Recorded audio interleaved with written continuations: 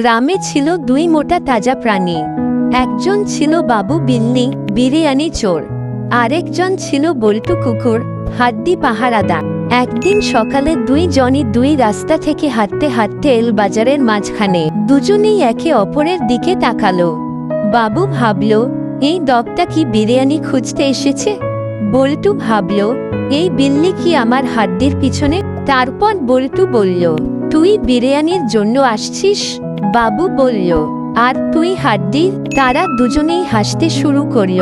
তারপর তারা বসে একসাথে চা খেলো আর ঠিক করল, বাড়ির খাবার নিয়ে আর ঝগড়া নয়, আমরা বন্ধু। বাজারের নতুন রাজার দল। তোমরা যদি আরো মজাদার গল্প শুনতে চাও, চ্যানেলটা সাবস্ক্রাইব করো, লাইক করে দাও।